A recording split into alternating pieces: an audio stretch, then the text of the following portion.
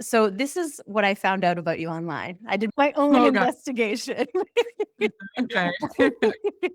I found out that you're a fraud investigator. You are a certified fraud examiner, a former private investigator, a prolific podcast host with two podcasts.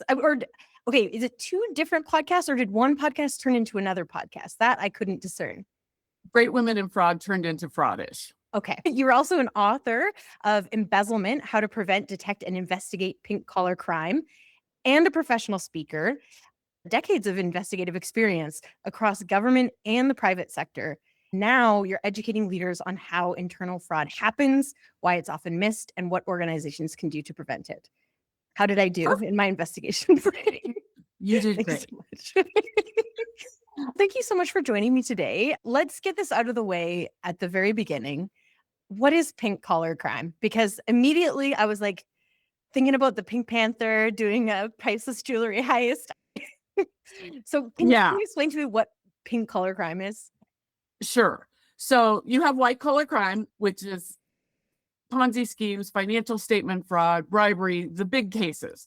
And then you have pink collar crime. And the term white collar crime didn't come into being until 1939. So that was in 1939. And then 50 years later, Dr. Kathleen Daly, she popularized the term pink collar crime. And the definition is low to medium level employees, primarily women, who steal from the workplace. It is garden variety embezzlement. That's what it is. It's all about position, not gender. But in the United Mhm. States, over 90% of bookkeepers are female, and women are really good at it.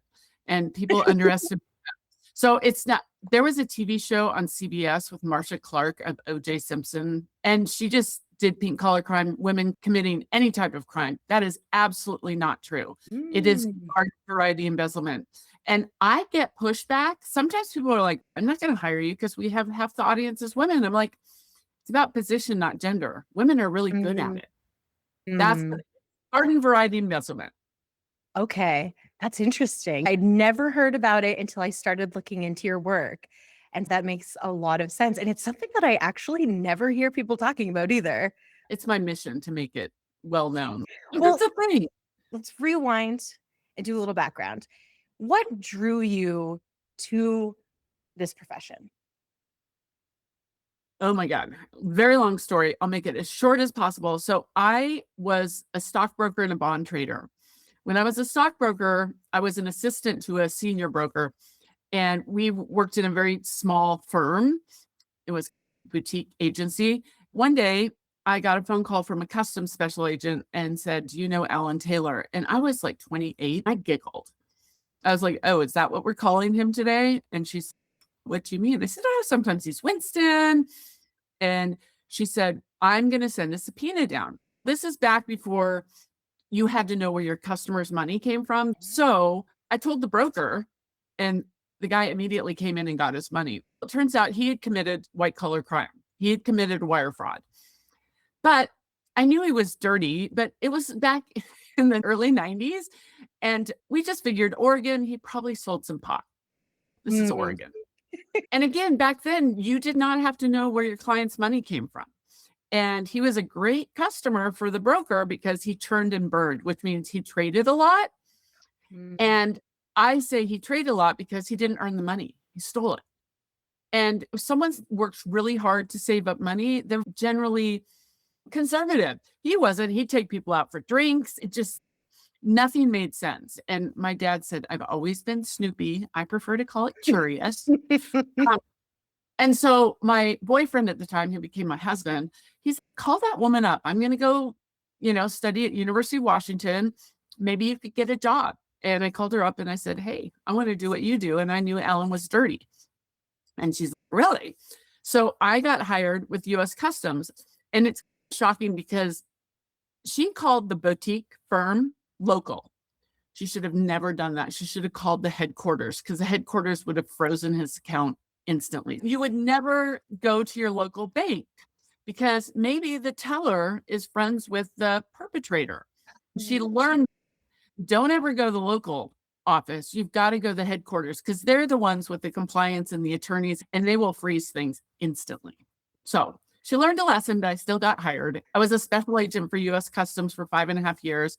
My husband finished his PhD. He got a job in the middle of the country with no border. So I was pregnant with our second kid and I stopped. We eventually moved back to Oregon. I started doing background investigations for the US government, like Homeland Security and Office of Personnel Management. When we moved back to Oregon, I worked for a sheriff's office and I became the analyst for their fraud team because I got my certified fraud examiner designation. So I put together packets of people who were stealing from Main Street, dentists, schools, water districts. So I would put all the spreadsheets together. And one day I'm like, God, all my suspects, with the exception of one, are women. So I put in women embezzlers and Dr. Kathleen Daly popped up, even though it is primarily women. And we did have one guy who I said stole like a woman. And that's what started me like pink collar crime. And I'm like, I'm going to do that because I was only part time. And I'm like, I'm going to go out on my own. And I did defense work. So I worked with some defense attorneys and I actually loved the defense work because you get to look at everything. You get to ask everyone. I really liked the defense work. So I did that for about 5 years. I went to Nike. I got recruited to go to Nike for open source intelligence. And then I'm going to say that ended poorly, but that's okay because everything happens for a reason, almost everything. And on my own, I became a professional speaker and now I teach and train. I had my PI license until about a year and a half ago. So now I teach and train, do my podcast, and I write and I do research, and I consider it the best work I've ever done. What a journey. I got to interview a retired FBI agent today who also has a podcast. It's so much fun to do. I'll get an email or a message. I found your podcast. It's so good. People are like, it's just like Kelly talking to people. They can be perpetrators. They can be victims. They can be investigative professionals. It's just a conversation about fraud. Yeah, I bet it's so interesting. I haven't had the chance to dive in, but I'm not a true crime girly in the sense that, like, I'm not into the murder podcasts. I can't do it. Life is scary enough. I don't need to listen to people talk about murders, but I love a fraud. I love a con. Like, I love that kind of Yeah, stuff. like I don't like blood. Oh, Yeah, no. no. And you know what? Money tells a story. And it also, like, I could get someone's bank account and I could tell you everything about them, everything, Wow. their values. And unfortunately, people think money solves problems, and it does initially. But at the end of the day, if you only make $50,000 and you're spending 100 grand a year, you need to learn to live on 50 or you're going to have to steal. In theory, yeah. And women are in the workplace and they can steal now. Like, it didn't used to be women were in the workplace. Here, called 1001 Embezzlers, a study of defalcations. I literally didn't know what defalcations were. I had to Google it. So this was like an insurance company in 1937. And they looked at 1001 cases where they had to pay because someone in a business stole. So I'm going to quiz you. Out of 1001 people in 1937, how many were women? 1937. Okay, this is pre-World Wars, so there's not as many women in the workforce, maybe. Out of how many? 1001. 1,001. Let's say I'm going to be generous and be like 50%. Oh dear. 37. Only 37 women. Wow. Now it would be more than half That makes sense.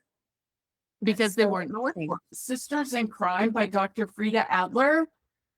She wrote it in 1975. I do not know where I put it. I have my little museum here. I actually talked to her. I picked up the phone. So I'm going to tell your audience, if you want to ever do something new or different, just pick up the phone, send a LinkedIn message like you did, send an email. People are generous.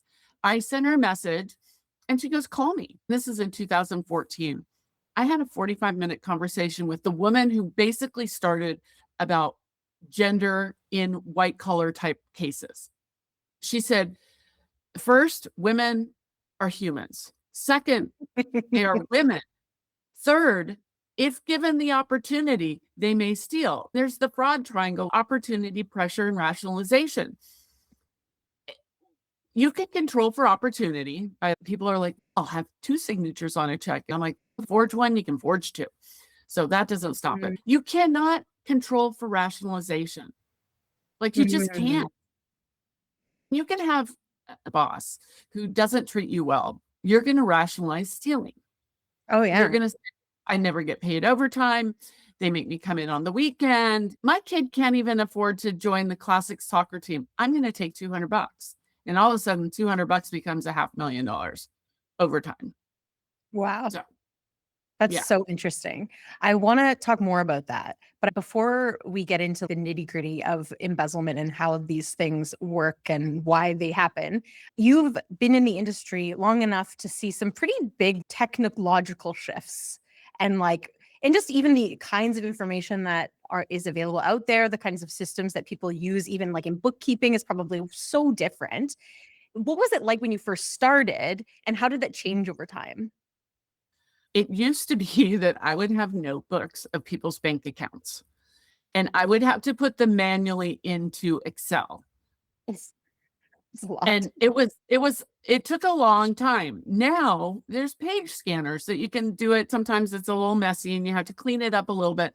But technology has really, like, I worked with an accountant who was very technologically forward, and he's just, we can scan this. And I said, when I do it manually, I would get patterns. My brain would see Mhm. patterns. Like, I asked this one detective who arrested a young woman, and I said, "Ask her what her favorite number is." He's, "What are you talking about?" I said, "Her favorite number is 4."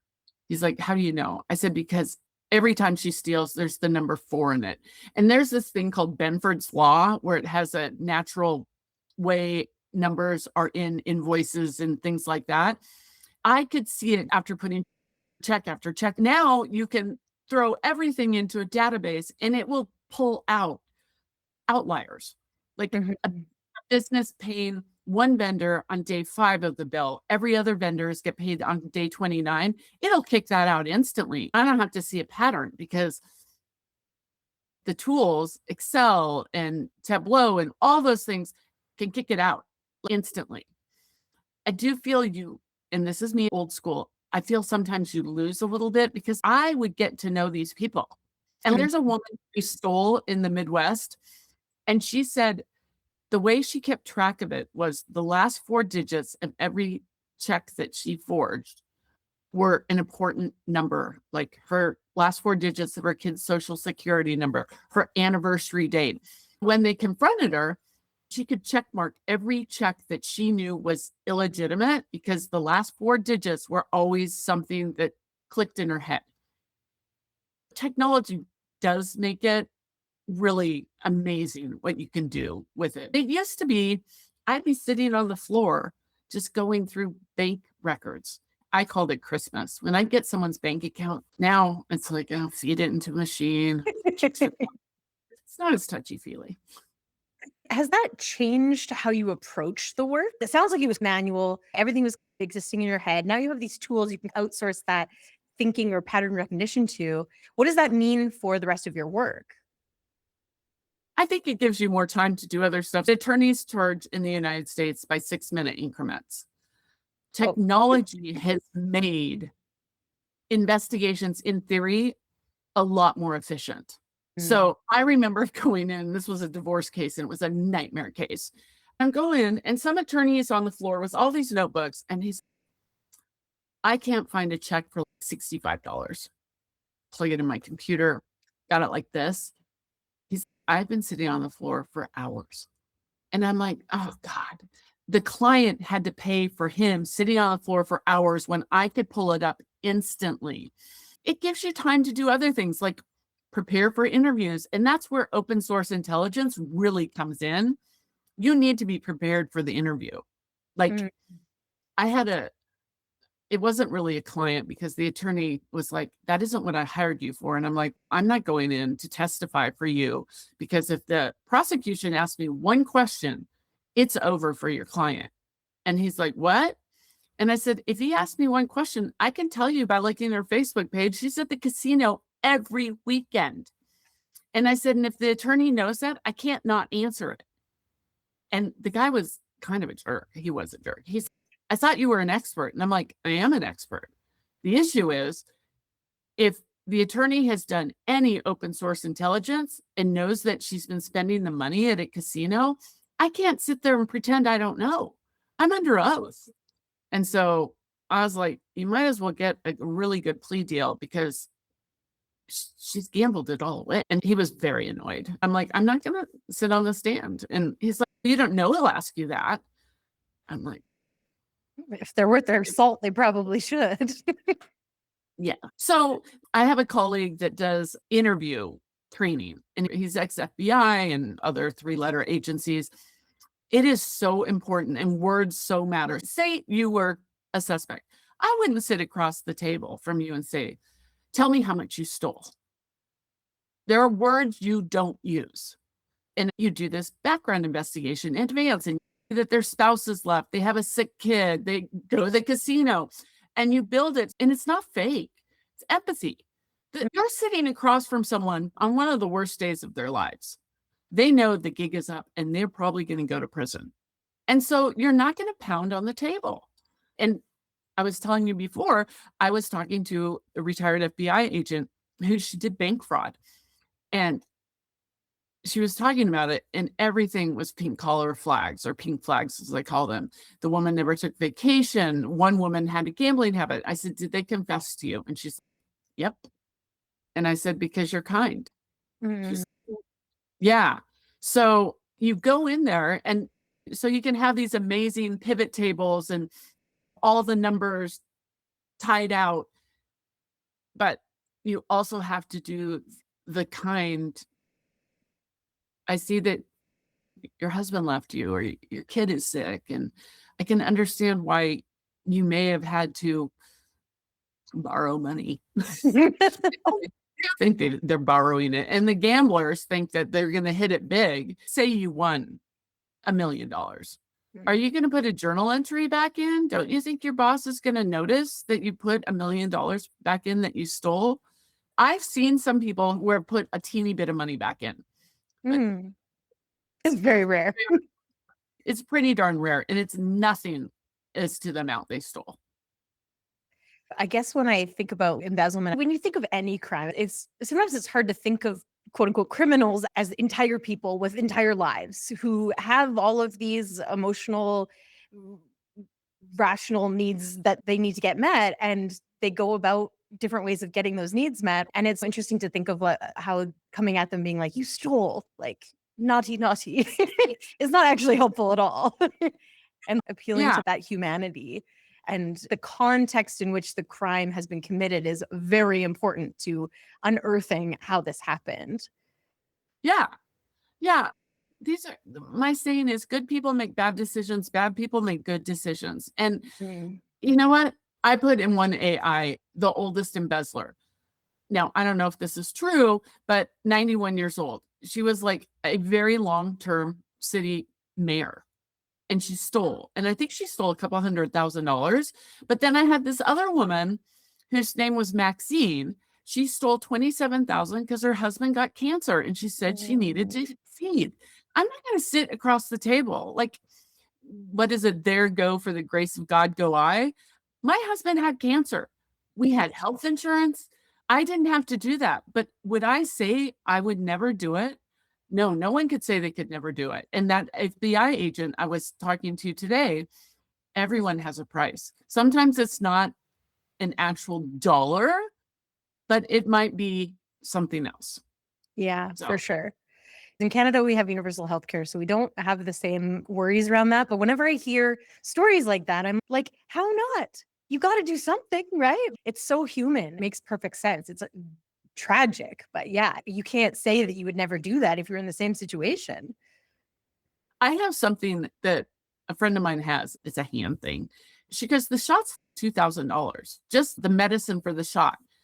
And I'm like, wow, how many people can afford that? And I said, it's really $2,000. And she's like, yeah. And I'm like, okay, God, I'm not going to be able to buy a pair of boots at the Nordstrom sale this summer. What if I couldn't even begin to afford it? What do you do? Yeah. So can I move to Canada? Sure. Come on. We'll take you I'd on. like to move to Canada. Yes. Oh, wouldn't that be nice? It's funny. We always have this joke in Canada that you could never write the Breaking Bad show about somebody in Canada. And it's like the whole premise is immediately mute. Like it's just like, it doesn't make sense. Yeah, Well, it's desperate people, man. yeah. And the thing is, people don't like to talk about money. But Mhm. people talk about sex before they'll talk about money. That's so true. And there's a lot of shame about money not having enough. People think money's gonna solve the problem, and it so say your kid gets picked up and thrown in jail, and you have to bail him out, and it's 5,000 bucks, and you don't have $5,000. And it's, "Okay, I didn't think this would ever happen to me, but it's happened to me. What am I gonna do?" Like, we don't sit there and say, "I'm gonna save $5,000 for the eventuality that my kid's gonna get thrown in jail." Yeah, it's just Mm, money. It makes the world go round, but it also it can lead to some very dark places. yeah, for sure. What misconceptions do people have about embezzlement and fraud that annoy you? It's never gonna happen to them. Interesting. So, I have a friend who is now divorced, but at the time, I was at their multi-million dollar beach house, and her husband is a master ex-husband now, master of the universe, and he didn't know me, but I grew up with my friend from, like, 4th grade on, and he's asking me, what I do, and he very, like, cockily says, "I'll never have to hire you. I'm really smart. I pay my people well, and why would anyone steal from me?" Fast forward 9 months, guess who got ripped off? Hey. No one thinks embezzlement because they're really smart. They pay their people well. And again, really smart. And they don't think Gladys, and I call her Gladys, um, is that smart. And it's just like, just because you're up here on the org chart does not mean that Gladys down here is dumb, not as smart. Mhm. Maybe Gladys is there because she likes to pick their kids up from school and she's never really wanted to be a master of the universe. So, um, so I do my Catch Me If You Can, Today's Pink Collar Criminal, and it's my baby. It's like my first child. The problem is no one thinks it's gonna happen to them. So they're like, "Do you have any other trainings you do?" And I have a new one that is actually uh, called Nobody's Fool, and it's based on this book, Ooh. Why We Get Taken In and What We Can Do About It. I've had these guys on my podcast. So basically, everyone knows someone who they think can get ripped off, not them. It's all about how people think about a con artist. Are they've got riz, they're Mhm. confident, they seem that they're competent, they're con people. And they use behavioral science, they use Dale Carnegie's How to Win Friends and Influence People to get people to invest with them or whatever it is. I'm pushing that presentation more because I Mhm. just did it in the Midwest and I said, "So who here knows someone that they're concerned about getting ripped off?" And this guy raises his hand really quick. And I said, "Who is it?" And he's like, "My father in law. He's a recent widow." And so I have a different book, which is Anatomy of a Con Artist, um, Mm. Jonathan Walton. I gave this book to him because I was like, "You need to read this and then give it to your father in law because it lays out how people can get ripped off." Yeah. And you work for a successful business, you're like, "We have internal controls. No one's going to steal from us. We'll turn them into cops." No, but everyone knows someone who might get ripped off. Like, and so that's why that presentation sometimes is more popular sometimes because people are like, "Yeah, I'm not going to get ripped off." It's guided. So I could put, and I have a felon friend, I call them, who stole money. She's a D1 athlete. She grew up in a very religious family. She ends up stealing money. I could plant her in any audience I have, and no one would be able to say, "That's the criminal." She looks like Mhm. us. They look like us. We Yeah. hire people that look like us. And because they look like us, we think they're like us and that they wouldn't steal. But life happens. Mm. Like Maxine Brinks, who stole $27,000, she was almost a 50-year employee. Also, do you think she woke up at age 5 and said, you know what? In my 80s, I'm going to steal? No, life No, happens. totally. How has working in embezzlement and fraud changed how you see the world? I press one. Loaded question.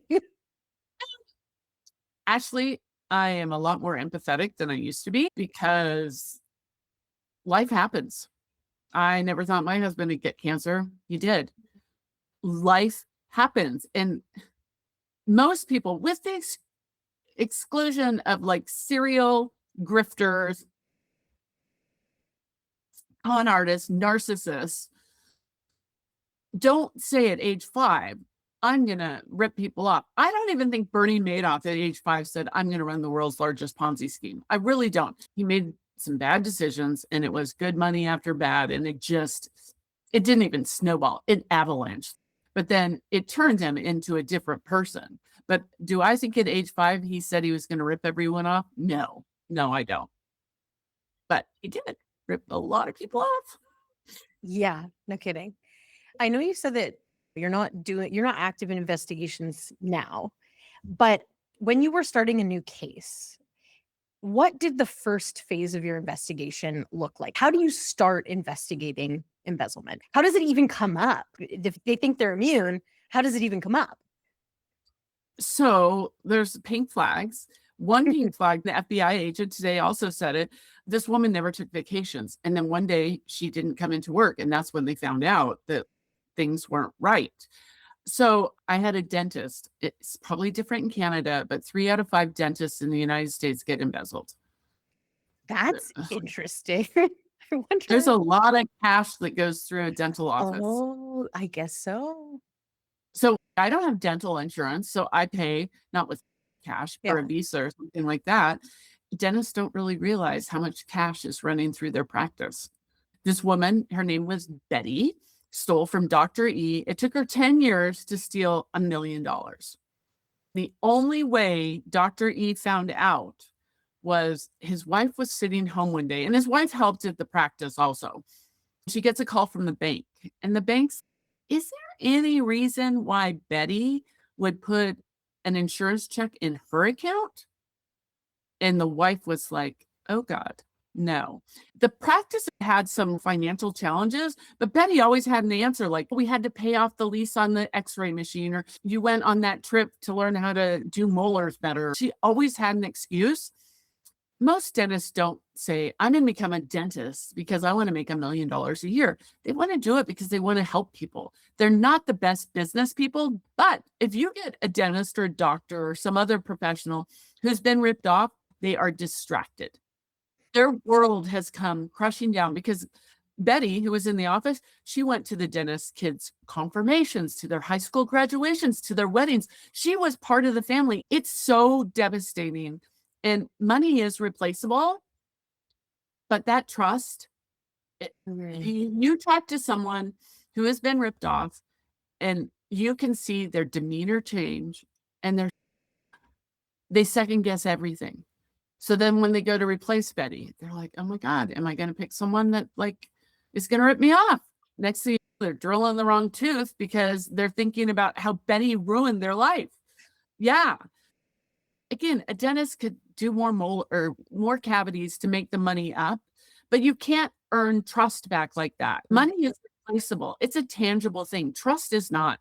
So when someone has been ripped off, they're devastated. They're gutted. They're angry. Like the guy, the master of the universe who got ripped off when he said, I'm never going to hire you. He was very upset because this is a trusted lieutenant. And he wanted immediately for this guy to go to law enforcement or to take it to law enforcement. They say only 15% of all embezzlement cases get turned into law enforcement. Number one reason, shame. Oh, makes sense. But I never would have guessed. Yeah. I'm the fraud hashtag queen. I have all sorts of hashtags. And my one for the last couple years that I've really pushed is no victim shaming. So you'll get a story that, and I just looked at one on Facebook. So also, if you embezzle, get off of Facebook because I will track you down and it won't be pretty.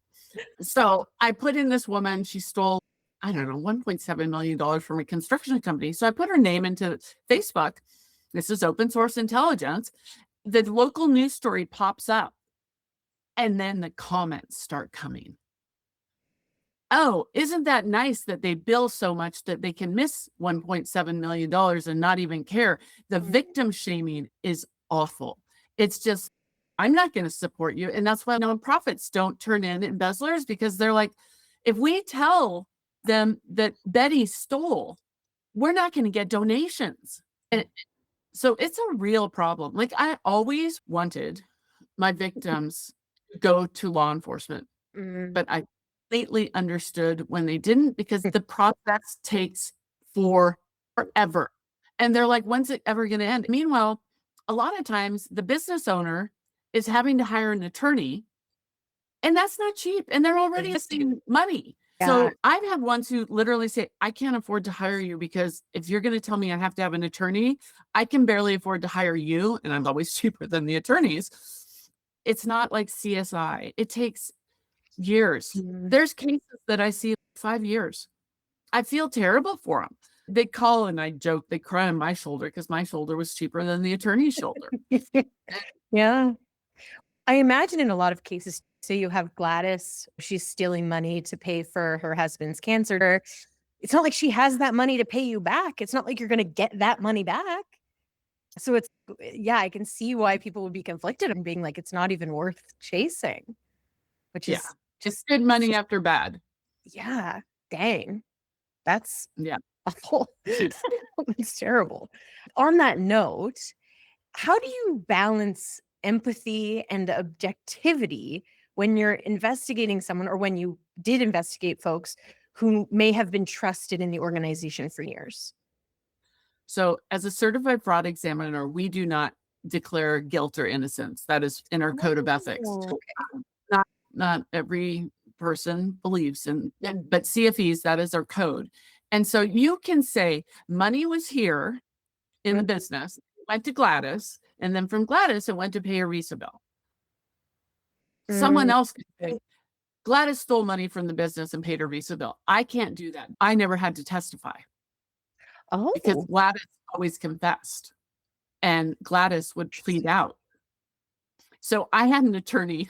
I worked in this case for 3 years, and we were getting down to we're going to trial. I'm like, no, we're not. He goes, we are going to trial. You've testified, haven't you? And I said, only in grand jury. He looked at me and he's like, what? I was told you were an expert. I'm like, we're not going to trial. Did I have to testify? No, because they came to an agreement. It's expensive to do these type of cases. When I see a case that is going to trial, sometimes there might be issues with it. Like, I have seen bad police work. The case that the attorney was telling me, we're going to trial. The woman had gone to Costco a lot, and she had an outdoor school for kids, and there'd be purchases, and they tried to charge her with stealing all this stuff from Costco. And it's 50 pounds of hot dogs. She goes, how did I eat 50 pounds of hot dogs? And then she would pull out a brochure for outdoor school, and it would have the menu for the week, and there'd be 5 days of hot dogs. And that was bad police work. And I'm going to say it was greedy police work. They threw the book at her. And you have to look at everything. mm. Once in a while, did she actually buy a carton of cigarettes? Maybe. But you can't say she stole $700 from you and she went to Costco when $692 of it was for the camp or the nonprofit. So Mhm. cops don't become cops to play with spreadsheets. That's probably a good assessment. So say a business gets ripped off, and the business owner, I call this a get out of jail free card. The business owner has been a little loose with his expenses. And so he pays his kid's car, or she pays her electric bill from home for work. And then she realizes that Gladys has stolen. And she goes to the cops and she's like, Gladys has stolen. And they're like, okay, we need all your records. And she's, what? And now Trump is not even going to know probably what a K1 is or what depreciation is, but everyone has the, oh God, I cheated on my taxes. Now the cops are going to see all my books. They're going to see that I paid for my kid's trip to Disneyland, and then I'm going to get in trouble. And Gladys knows you have done that. I did have a woman who stole from a medical practice. And when she was confronted by the woman business owner, she's like, I'm going to go to the state revenue agency and I'm going to go to the IRS and I'm going to show them that you're not paying the proper amount of taxes. The business owner said, fine, do it. She called her bluff. Like, how many business owners would go, oh God, you mean I have to give you all my records? I can't just tell you what I think was stolen? No, you can't Mhm. just, no. So yeah, that's the get out of jail free card. Are Oh, there go. any controls or safeguards of note that organizations still resist implementing, even though they would go a long way towards prevention? It sounds like number one is keep your records and don't be fudging around with your taxes. Yeah, don't live out of the corporate checkbook.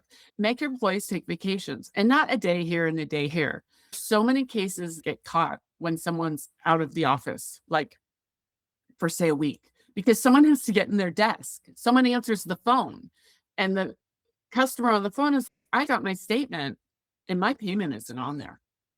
And then it unravels. I can't remember who told me this, but it was relatively recent. There was a plastic surgeon. She thought that her office manager was stealing, but she didn't have proof. And the office manager was there all the time.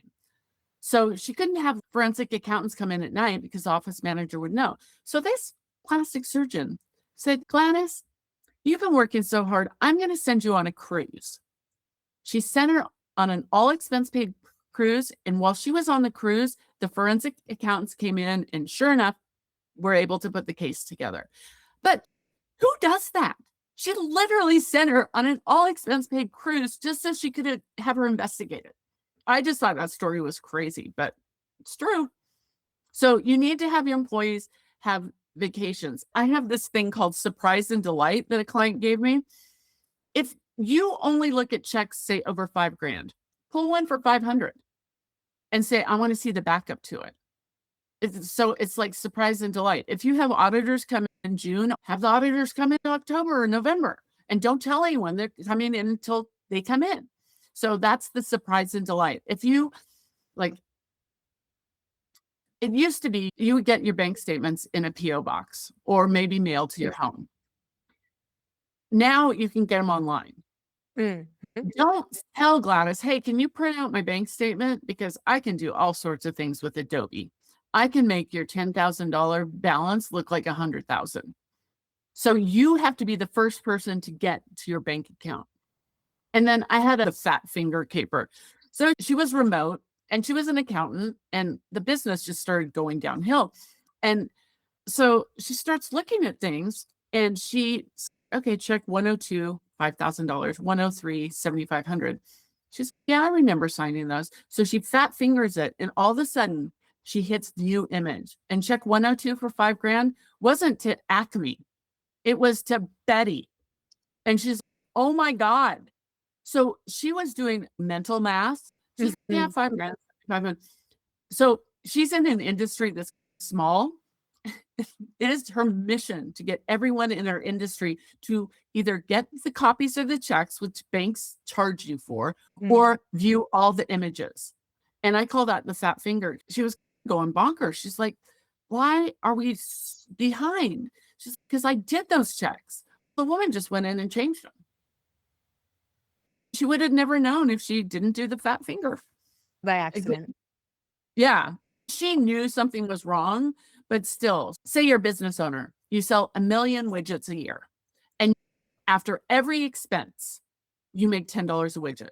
In your mind, you're like, I got 10 million bucks. Trust but verify. You're like, I have $10 million because you've done that mental math. So many business owners do mental math. It's like trust but verify. You've got to go in to see that, yes, you do have $10 million. Not, oh, I know I have $10 million because I sold 1,000,000 widgets and I get $10 a widget. Wow. Yeah. Wow. I'm just blown away. Like, I've never spent a lot of time thinking about it, but it sounds like so much of it is this sense of ego of like untouchable. I'm a smart person and I know how much I have. But yeah, that trust and verify, like you can trust people, but also you have to double check. And so So many there's people don't this, want to do that. yeah, no, I don't like looking at my checkbook. So there's this thing called the optimism bias. We don't Mm, think bad things will happen to us. If I asked you, what is the percentage of people that get cancer? Most people say 10%. It's over 30. I didn't know that. Yeah. We don't think bad things are going to happen to us. We only think good things are going to happen to us because we're good people. Yeah. Bad things don't happen to good people. Yeah, bad things happen to good people. I hate to tell you. Oh, oh, that's Yeah. terrible. I pay my utilities online, like auto pay. Not everyone pays their utilities that way. When I was working at the sheriff's office, we had a water district that got ripped off cash. I'm like, who pays their water bill cash? My sketchy brother, he probably pays his water bill cash. I, we have this sense that everyone does things the same way we do. We pay our bills via ACH or auto pay. There's a whole population out there that doesn't do that. It's like we have to, and this is where experience comes in. I could sit down with my brother and say, okay, what other sketchy things do you do financially? We have to understand that not everyone lives just like us. I want to talk a little bit about your podcast. Great Women in Fraud turned into Fraudish. It's quite prolific. You have so many episodes. I'm really curious. Have there been any conversations in the podcast that have challenged or expanded your thinking? Oh, yeah. I have one woman, Cheryl Obermiller, and she's written a book. She got ripped off, textbook case of getting ripped off. She had a trusted employee. One day there was a big snowstorm, and the trusted employee couldn't get into work. So Cheryl goes into work, and the mail comes. And there is a big letter from the IRS stating that Cheryl has not been paying taxes. So she calls the woman's, oh, it's a mistake. It's a mistake. So during the podcast, it took me 2 episodes to do her podcast with her. So she pulls out her desk drawer and she shows me a safe and she goes, Kelly, she pulls out the desk drawer. There's a gun in the desk drawer. And she goes, and my checkbook is in the safe. That's how much I value my checkbook. I keep the checkbook in the safe and the gun in the drawer. And she pulls it out and lifts it. And I'm like, oh my God, it was so funny. But she was doing mental math and everything. And it was just textbook that this woman was trusted. And then she had all these excuses. So that episode, and then I've had some felon friends on, and I don't let every felon come on my podcast. There's a couple of felons on the speaking circuit that I don't think they've owned it yet. But can I give a shout out for a book? Absolutely, you can. Okay. So I feel like we need a reading list from you after this. oh yeah. So this was Wired on Wall Street. It just came out last week. I know this guy. He's one of my friends. And everyone should read this book. Now, he got caught doing 4 trades on inside information and he became an FBI informant. This book is so good. It is so good. I cried during it, like literally cried. He wrecked his family for a while. It is such a good book. When you hear what he did to get in an Ivy League school, and he grew up in Georgia, how he worked to get into the school, he always wanted a little bit more. And he never felt he belonged. And you hear that, and it's heartbreaking.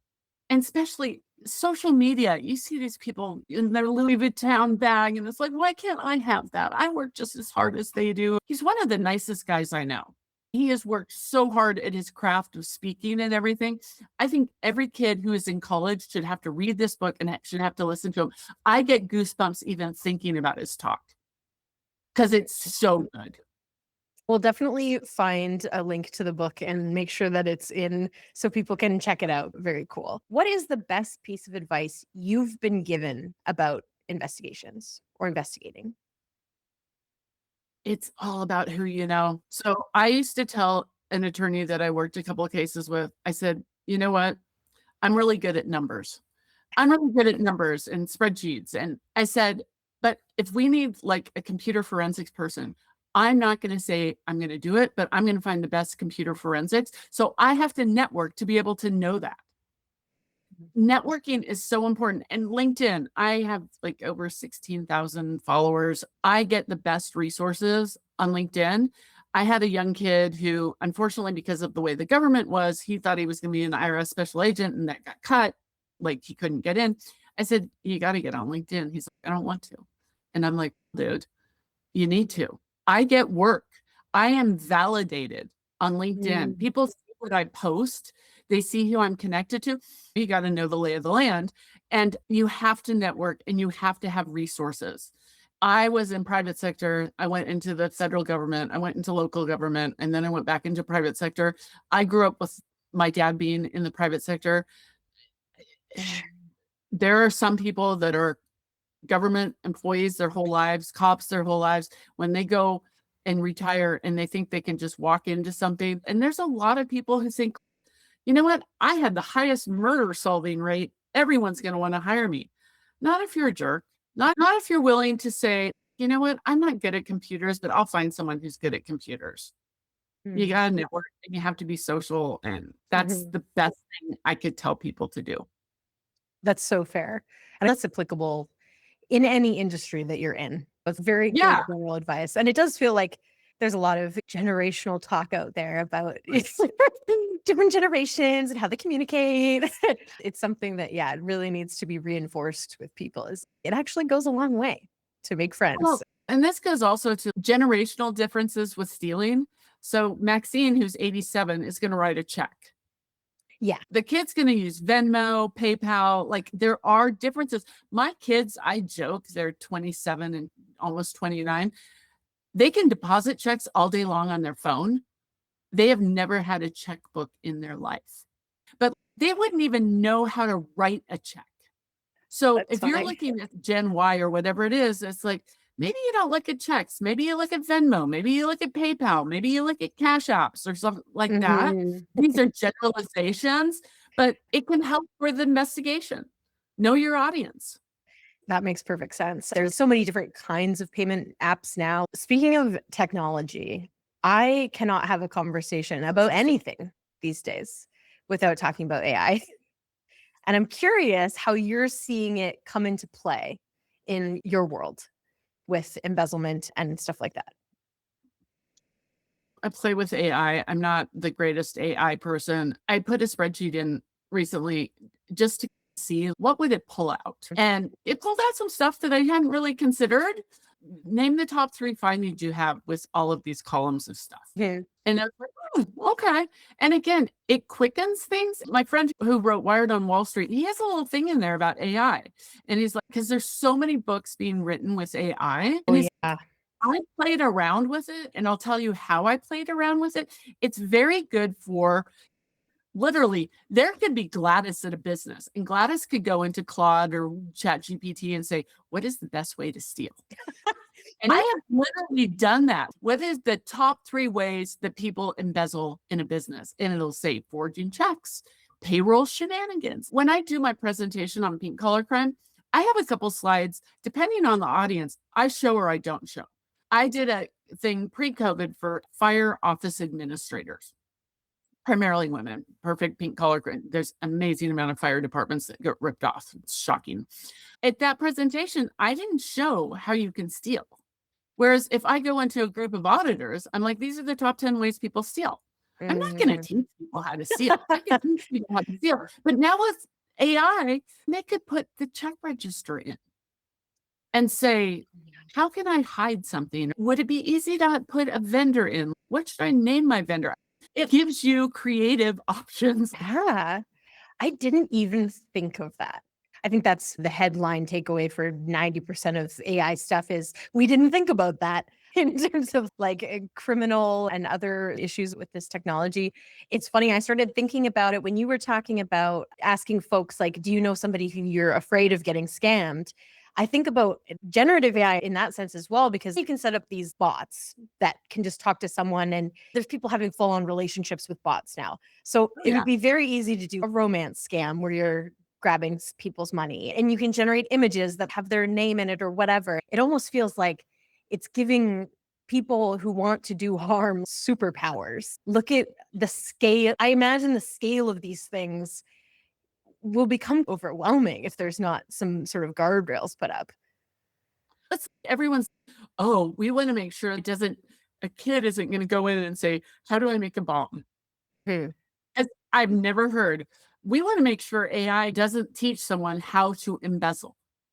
Like, we think of the worst case scenarios, like they're going to make a bomb or they're going to kill my stepmother or something like that. We don't think of what is the best way to embezzle. I'm sure I played with it.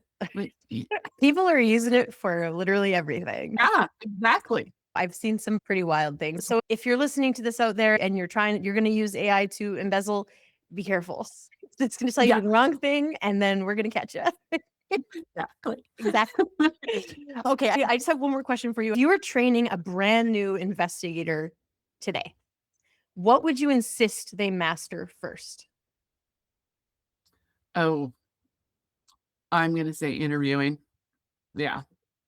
Words matter, tone matters. I will say, as a young special agent, I was badge heavy. You would never say to someone, you're a liar. But people Yeah. do say you're a liar. And then they look at themselves as a liar versus saying, it seems that you didn't tell the truth about this check. You're Mm. not calling them a liar. It's the same thing. Mhm. They still lied about the check. But if you say, why did you lie versus you're a liar, it's totally different. Words matter so, so much. And you have to be so careful. Very important as a parent to, like, say you do catch your kid in a lie. Would you ever say you're a liar? Some people will. In a moment of anger, you're a liar versus why'd you lie to me about getting you were out after curfew? Learning how to interview and how to pick words. There's a woman, Ola Chorus, who's in Canada, and she does statement analysis. Mhm. And it's fascinating because you can see it, and I've listened to her speak and how people have patterns with their language. I joke, I don't lie. However, I can deflect. So if I don't want to answer, squirrel. Like, because if the answer would cause me to lie, I will just deflect. And if you see that in an interview written, like Najola does, and there's other people, but I know her, you can see those patterns. And it's the words matter, the tone matters. You can't put someone in the corner of a room where they can't escape. And the interviewing, do you go in a three-piece suit to a blue collar workspace? No, you got to dress the part. There's so Mhm. much about that. I would call them human centered skills that are so incredibly important because if you can't talk or relate or have empathy or sympathy for someone, you're getting butt kissed, as I call it.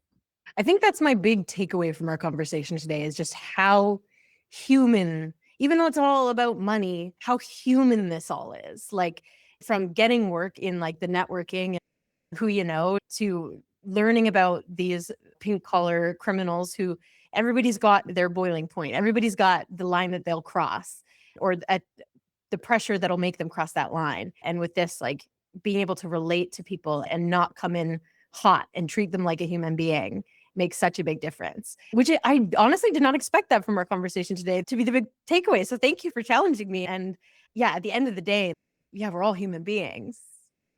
Yeah. It's, I feel like that gets lost a lot when we talk about like crime and we talk about all this stuff. It's these are real live people and they're making choices for a reason. Yeah. Besides, like, the narcissists and the psychopaths, this is why it was so big in 1939 that Edwin Sutherland came up with it. And it's controversial because he says it's people of high social status. So, like a doctor, if a doctor rips someone off, that's a white collar criminal. But if the janitor in the doctor's office does it, he wouldn't consider that a white collar crime. But prior to that, we saw criminals as people that were Mhm. poor, people that had mental defects. And oh my God, look at the world we're in right now. I'm sorry, rich people. Oh my gosh, it's called Dark Money by Jacob Mm. Kerr. So good. It's one of the funnest, best books and it's about Silicon Valley, and there's a murder and there's money, and it's really good. Yeah, we're gonna have to get your reading list for this. So Amber and Cynthia and Kirby and I doing OSINT cocktail. At the end, we have Mhm. this sort of like tip. Mine are always either a podcast episode or a book. I love it. That's great. So many wonderful resources. I really appreciated our conversation today. I didn't know anything about this area. And so being able to talk to you about it, I feel like I really hit the jackpot with you and the whole OSINT cocktail crew in terms of like just some of the most interesting, prolific, uh, just like experienced in all different realms group of women that I've encountered before. I'm having such a good time talking to you all. I'm appreciative that you took the time to chat with me today. On behalf of Page Freezer, everyone's going to eat this up. Is there anything else that you want to share before we go that you think people should know? That is so funny because I asked that question at the end of my podcast. Is there anything I haven't asked you that you want to get out to the audience? Because I did that when I did background investigations for so long. My biggest thing is no victim shaming. This is Mm, why people don't come forward is when someone is ripped off. Not only is the criminal is probably their worst day, but it many times the business owner's worst day. So hashtag no victim shaming. It isn't a joke. It used to be like in the 50s and the 60s, if a woman was a victim of sexual assault, the first thing the defense attorney would say when she was on the stand, if she even went to the stand, what were you wearing? Or did you have anything to drink?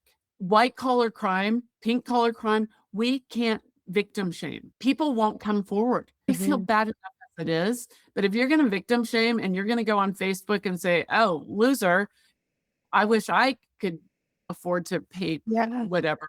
Don't do it. No victim shaming. That's it. And that really comes back to what we were talking about before with just like the human element of things. Yeah. Victims are real human beings and it can happen to anybody. Oh, the other thing, safe word, because I'm a widow. I have a word for my kids because my daughter lives overseas. My son doesn't live by me. If they were to get a phone call, and I'm all over the internet. You can get my voice anywhere on the internet with all the technology out there. My kids, and I'm not going to give you the safe word, I'm going to joke pineapple. It's like have a safe word for your family that if that word doesn't come in the sentence, that means it's not you. So my safe word is a word that my kids know I won't ever do, but Mm. it would be in regular conversation. So it's not going to be, I forgot pineapples at the store today because I don't eat pineapple or whatever. So I have a safe word, and I think everyone should have a safe word. That's great advice. Yeah. So, Amazing. Bonus tip. okay. Yeah. I love Yeah. it. Very practical. Yeah. Yes, definitely. Thank you so much, Kelly. I appreciate you. Thank you for sharing your wisdom and your time with me. I'm so Well, grateful. thank you. Hopefully, we get to chat again soon. I really enjoyed Yeah. this.